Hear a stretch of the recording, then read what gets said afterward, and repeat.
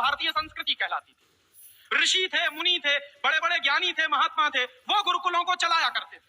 और सारे के सारे गुरुकुल जो चला करते थे उनमें वेदों का अध्ययन, पुराणों का अध्ययन, उपनिषदों का अध्ययन, जो भारतीय ज्ञान है, जो भारतीय मनीषा है, उन्हीं सब का अध्ययन संस्कृत के माध्यम से कराया जाता था। मैकॉले ने क्या किया कि गुरुकुलों का नाश अगर करना है तो उसने एक कानून बनाया। क्या कानून बनाया? संस्कृत में जितने विद्यालय इस देश में चलते थे, हिंदुस्तान में अंग्रेजों के जमाने में, उन सबको उसने इल्लीगल घोषित किया, गैर कानूनी। और उसने प्रतिबंध लगा दिया कि संस्कृत भाषा के माध्यम से कोई भी गुरुकुल चलेगा उसको अंग्रेजी सरकार मान्यता नहीं देगी। तो मान्यता किसको देगी? अंग्रेजी के माध्यम से जो कॉन्वेंट स्कूल चलेंगे उनको अंग्रेजी सरकार मान्यता देगी। और उसके लिए बाकायदा उसने कानून बनाया। उस कानून का नाम है इंडियन एजुकेशन एक्ट। और ये इंडियन एजुकेशन एक्ट लागू हुआ 1858 में, आज से लगभग 140 साल पहले। तो 140 साल पहले जो कानून लागू हुआ था अंग्रेजों के जमाने में, वही कानून आज भी चल रहा है। उस कानून के आधार पर मैकॉले ने क्या किया? संस्कृत के माध्यम से चलने वाले गुरुकुलों को बर्बाद कर दिया, कानून बना के उनको बंद करा दिया। जो उनमें अध्यापक होते थे, गुरु होते थे, उनको मार पीट कर अंग्रेजी सरकार जेल में बंद करती थी। जो विद्यार्थी अध्ययन के लिए जाते थे उनको रोक दिया जाता था, उनका अध्ययन ना होने पाए उसके लिए समस्याएं खड़ी की जाती थी। और दूसरी तरफ कॉन्वेंट स्कूल चालू कर दिए और उसमें अंग्रेजी के माध्यम से शिक्षण देना शुरू किया। एक दिन उसने अपने बाप को चिट्ठी लिखी और इस चिट्ठी में उसने ये लिखा कि मैंने हिंदुस्तान में एक ऐसी शिक्षण पद्धति पैदा कर दी है जिसमें अगर हिंदुस्तानी विद्यार्थी पढ़ेंगे तो पढ़कर निकलने के बाद वो शरीर से हिंदुस्तानी होंगे, दिमाग से सब अंग्रेज हो जाएंगे। तो देख रहे हैं, अभी देख रहे हैं। तो शरीर से हिंदुस्तानी और दिमाग से अंग्रेज। तो मैकॉले दूसरी बात लिखा है उस चिट्ठी में कि जब वो शरीर से हिंदुस्तानी और दिमाग से अंग्रेज हो जाएंगे तो अंग्रेजों के हिसाब से सारे काम करेंगे। और वो विद्यार्थी जब कॉन्वेंट स्कूल में से निकलेंगे तो सबसे ज्यादा गालियां भारतीय संस्कृति को देंगे, सबसे ज्यादा गालियां अपने माँ बाप को देंगे। कैसे? मॉम और डैड कह के। डैड माने होता है मरा हुआ,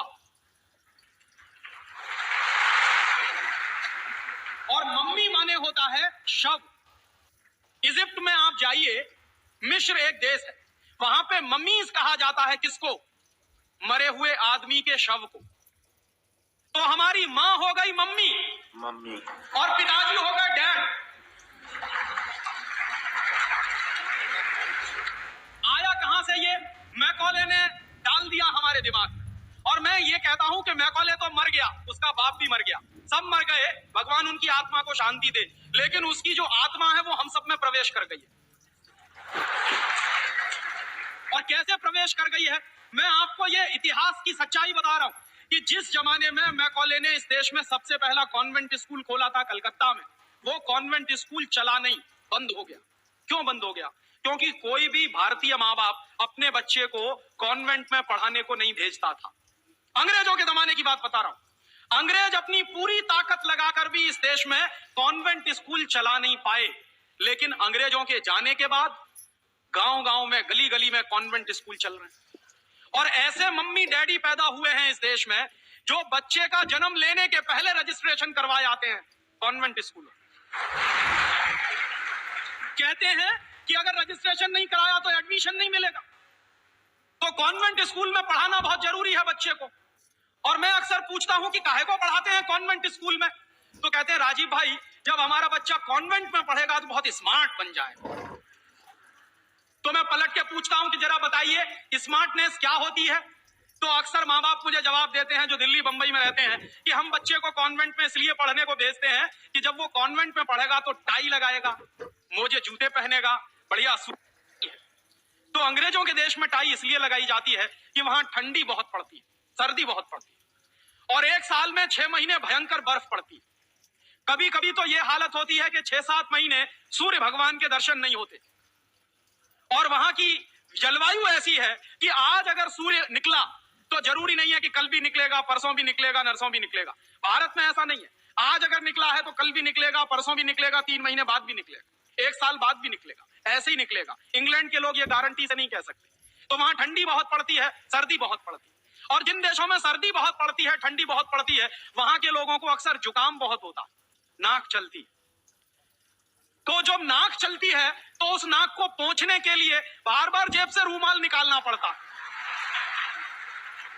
तो उन्होंने क्या किया कि एक रूमाल गले में लटका लो जो नाक पोंछने के काम आएगा। और टाई का माने क्या होता है? अंग्रेजी का शब्द है TIE। टाई का माने होता है गले के चारों तरफ लटकाया गया कोई कपड़ा। किस काम आता है वहां पर? नाक पोंछने के। क्यों करते हैं? क्योंकि ठंडी बहुत पड़ती है, सर्दी बहुत पड़ती है।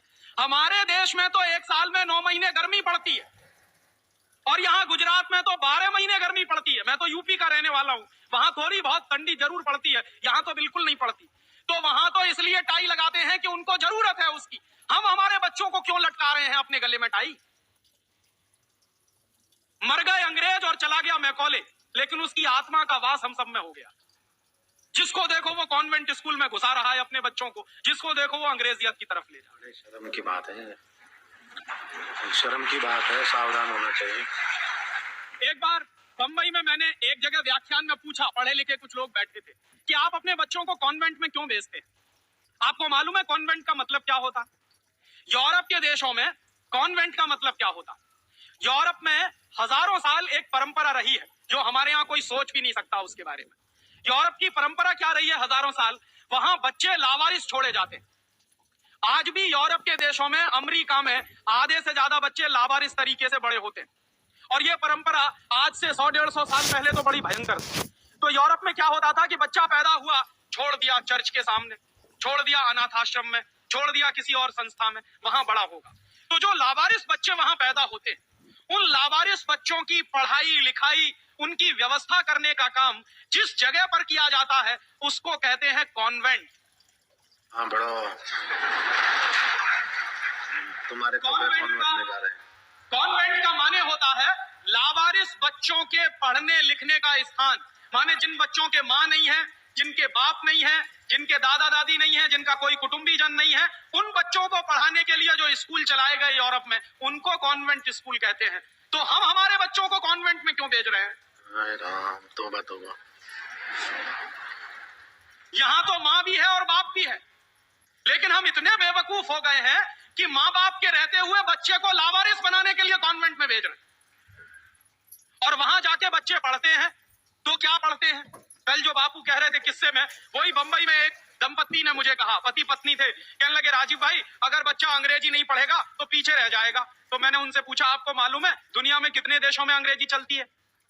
तो कहने लगे अंग्रेजी तो अंतरराष्ट्रीय भाषा है। मैंने कहा आपको तब जानकारी नहीं है, दुनिया में इस समय 200 देश हैं जो संयुक्त राष्ट्र संघ के नक्शे पर हैं और उन 200 देशों में से मात्र 12 देशों में अंग्रेजी चलती है। बाकी 188 देशों में उन देशों की अपनी भाषाएं चलती है। तो 200 देशों में से मात्र 12 देशों में अंग्रेजी चलती है, तो अंग्रेजी अंतरराष्ट्रीय कैसे हो गई? अगर 200 में से 150 देशों में अंग्रेजी चलती तो मैं मान लेता कि अंग्रेजी अंतरराष्ट्रीय भाषा, लेकिन मुश्किल से 12 देशों में जो भाषा चलती है उसको हम कहते हैं कि अंतरराष्ट्रीय भाषा। और दूसरी बात, उसी दंपत्ति ने कहा कि राजीव भाई अंग्रेजी बहुत समृद्ध भाषा है, बहुत रिच लैंग्वेज है। जो शब्द उन्होंने इस्तेमाल किया, रिच लैंग्वेज माने समृद्ध भाषा। तो मैंने उनसे कहा कि दुनिया में अंग्रेजी से ज्यादा रद्दी दूसरी कोई भाषा नहीं है। क्यों? उसका कारण है जानते हैं क्या है? अंग्रेजी में चाचा, मामा, ताऊ, मौसा, फूफा सब अंकल, और काकी, ताई, मौसी और सब आंटी। अब आप मुझे जरा ये बताइए कि मौसा में और फूफा में फर्क होता है कि नहीं होता? क्या आप फूफा को मामा बना सकते हैं? या ये बताइए कि मौसी में और काकी में फर्क होता है कि नहीं होता? क्या मौसी काकी हो सकती है? दुनिया की जिस भाषा में रिश्तों को कहने के शब्द ना हो वो सबसे रद्दी भाषा है। बिल्कुल ठीक। हमारे यहाँ हिंदुस्तान में जितनी भाषाएं चलती हैं, हर भाषा में परिवार के रिश्तों को कहने के लिए विशेष शब्द हैं। वहां नहीं है। वहां क्या है? सब इन लॉज हैं, चाहे वो लड़की वाले हों चाहे लड़के वाले हों। पता ही नहीं चलता कि लड़के वाले इन लॉज हैं कि लड़की वाले। या तो सब अंकल हैं या तो सब आंटी। क्यों है ऐसा? क्योंकि अंग्रेजी भाषा में रिश्तों को कहने के लिए शब्द नहीं है। कारण क्या है? अंग्रेजी भाषा में शब्दों की बहुत कमी है। और अंग्रेजी भाषा में शब्दों की कितनी कमी है, अगर मूल रूप से देखा जाए तो अंग्रेजी भाषा में मात्र 2600 शब्द हैं कुल मिला के। और दुनिया की तमाम भाषाओं से जो उधार लिया है अंग्रेजों ने, फ्रेंच भाषा में से लिए हैं, जर्मन में से लिए हैं, इटालियन में से लिए हैं, लैटिन में से लिए हैं, तो तमाम भाषाओं से जो उधार लिए हुए शब्द हैं वो मिला दिए जाए तो कुल मिला के बैठते हैं 12,000। अंग्रेजी के मूल शब्द हैं 2600 और बाकी के शब्दों को मिला दें तो कुल बैठते हैं 12,000। अब आप हिसाब लगाइए, अंग्रेजी में कुल मिला के 12,000 शब्द हैं। गुजराती में आपको मालूम है कितने शब्द हैं? गुजराती भाषा में 40,000 से ज्यादा शब्द हैं। अब आप मुझे यह बताइए कि अंग्रेजी बड़ी हुई कि गुजराती? तो काहे को नहीं पढ़ाते अपने बच्चों को गुजराती? और एक दूसरा उदाहरण दूं कि अंग्रेजी में कुल मिला के 12,000 शब्द हैं और मराठी भाषा है हमारे देश की, उसमें इस समय 48,000 शब्द हैं। अंग्रेजी से 4 गुनी बड़ी है मराठी। और हिंदी का हिसाब लगाऊं तो अंग्रेजी में इस समय 12,000 शब्द हैं, हिंदी में इस समय करीब 72,000 शब्द हैं। और हिंदी से एक कदम आगे चलिए, संस्कृत। तो अंग्रेजी में कुल मिला के 12,000 शब्द हैं, संस्कृत में कुल मिला के 1.5 लाख शब्द हैं। और संस्कृत से एक सीढ़ी और ऊपर चढ़िए, प्राकृत, जिसको हम सब भूल गए। प्राकृत को अगर ध्यान में रखें तो प्राकृत में 2.5 से 3 लाख शब्द हैं। दुनिया की सबसे बड़ी भाषा हमारे पास है, लेकिन हम बेवकूफों को मालूम नहीं है कि हमारे पास क्या है। हम पढ़े लिखे इडियट हैं, अंग्रेजी में कहें तो भाग रहे हैं एक ऐसी भाषा के पीछे जिसमें मात्र 12,000 शब्द हैं और अपनी भाषाएं छोड़ते चले जा रहे हैं। और ये जो भाषा की गुलामी होती है ये बहुत खतरनाक होती है। जो आदमी अपनी भाषा बदल सकता है वो किसी दिन अपनी मां भी बदल सकता। और ये मैं बहुत गंभीर बात कह रहा हूं। आपको कुछ दिन के बाद इस देश में कॉन्वेंट्स में से पढ़कर निकले हुए बच्चे ये कहते मिलेंगे कि वो कहते हैं ना, कॉन्वेंट के बच्चे, उनको तो हर चीज इंपोर्टेड चाहिए। Imported car, imported pen, imported pencil, imported television, imported refrigerator. अभी कुछ दिन के बाद कहेंगे कि अब हमको इंपोर्टेड मम्मी पापा भी चाहिए, क्योंकि आपकी शक्ल उनको अच्छी नहीं लगने वाली। वो तो जो भाषा पढ़ रहे हैं उसके संस्कार ले रहे हैं। तो अंग्रेजी पढ़ रहे हैं तो अंग्रेजी के संस्कार ले रहे हैं, और अंग्रेजी के संस्कार तो अंग्रेजियत के संस्कार हैं। और अंग्रेजियत के संस्कार में तो माँ और बाप की इज्जत करने की बात उनको कभी सिखाई नहीं गई है। वो तो आपको भी 2 कौड़ी का मान के फेंक देने वाले। और दुर्भाग्य से यही होता है, कॉन्वेंट स्कूल से निकले हुए बच्चे जितनी गाली अपनी मातृभाषा को देते हैं, अपनी संस्कृति को देते हैं, अपने परिवार को देते हैं, उतनी शायद कोई नहीं देता। तो मैकॉले जो कहा करता था वो बात आज हमको दिखाई देती है कि कॉन्वेंट में पढ़कर निकलेंगे बच्चे तो ये शरीर से हिंदुस्तानी होंगे, दिमाग से अंग्रेज होंगे। और इसी के संबंध में एक आखिरी बात उसने और कही थी कि ये जो भाषा की गुलामी होती है ये आदमी के स्वतंत्र चिंतन को रोक देती है। अगर आपको मौलिक चिंतन करना है, अगर आपको स्वस्थ चिंतन करना है और ऐसा चिंतन करना है जिसमें से कुछ नई रचना हो, तो वो आप अपनी मातृभाषा में ही कर सकते हैं। दुनिया में मातृभाषा में पढ़कर बड़े बड़े वैज्ञानिक पैदा हुए हैं। हम लोग अक्सर, मैं लोगों को कहता हूं कि जो लोग कॉन्वेंट के पीछे पागल हैं उनको मैं अभी ताजा ताजा उदाहरण देता हूं। हिंदुस्तान में एक वैज्ञानिक है, उसका नाम है डॉक्टर एपीजे कलाम। डॉक्टर एपीजे कलाम को इस साल भारत रत्न मिला है। और डॉक्टर एपीजे कलाम हिंदुस्तान के जिंदा रहने वाले वैज्ञानिकों में इस समय सबसे ऊपर के व्यक्ति हैं। आपको मालूम है डॉक्टर कलाम की पूरी शिक्षा तमिल में हुई है, अंग्रेजी उन्होंने पढ़ी नहीं है। बहुत वर्षों के बाद उन्होंने थोड़ी अंग्रेजी पढ़ी है काम चलाने के लिए। बचपन से उनकी पूरी शिक्षा उनकी मातृभाषा में हुई है। वो तमिल अच्छी जानते हैं, मलयालम अच्छी जानते हैं, और हिंदुस्तान में आज वो सबसे ऊंची श्रेणी के वैज्ञानिक हैं जिनको भारत रत्न मिला। दुनिया के ऐसे तमाम वैज्ञानिकों के मैं उदाहरण दे सकता हूं। आइंस्टाइन, अल्बर्ट आइंस्टाइन सारा का सारा काम अपनी मातृभाषा में करता था, जर्मन में, और इसलिए इतना बड़ा बना। फ्रांस में एक वैज्ञानिक था मैक्स प्लैंक, जिसकी थ्योरीज हमारे जैसे इंजीनियर्स को पढ़ाई जाती थी जब हम पढ़ते थे। मैक्स प्लैंक की पूरी शिक्षा फ्रेंच भाषा में हुई थी।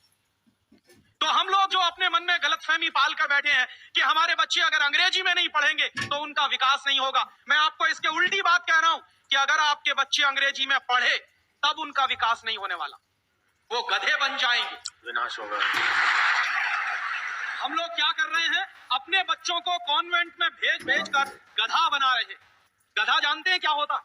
गधे के ऊपर बोझा लादते चले जाइए, लादते चले जाइए, लादते चले जाइए, बेचारा चुपचाप चलता चला जाता है, चलता चला जाता है। आजकल बच्चों के कंधे पर जो बस्ते हमने लाद दिए हैं, जरा उनका वजन तो कर लीजिए। जो बच्चे का वजन है उससे ज्यादा बस्ते का वजन है। अभी से आप अपने बच्चे को स्पॉन्डिलाइटिस का मरीज बना रहे हैं। जितना वजन उसका कंधा ढो नहीं सकता, उससे ज्यादा वजन उसके कंधे पे लटका हुआ, और बेचारा वो बस्ता लेके जाता है, लौट के आता है। जब लौट के आता है तो घंटों घंटों का होमवर्क उसको दे दिया जाता है। आप क्या करते हैं, अपनी मगजमारी कम करने के लिए उसका एक ट्यूटर रख देते हैं। ट्यूटर क्या करता है कि स्कूल का होमवर्क मिला, ट्यूटर ने अपना होमवर्क दे दिया।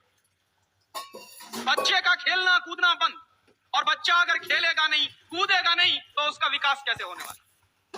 तो या तो आपने फंसा दिया बेचारा होमवर्क। मैं अच्छे अच्छे घरों में जाता हूं, सबके बच्चे क्या कर रहे हैं, होमवर्क कर रहे हैं, सवेरे से शाम तक होमवर्क चल रहा है, कभी खत्म होने में ही नहीं आता।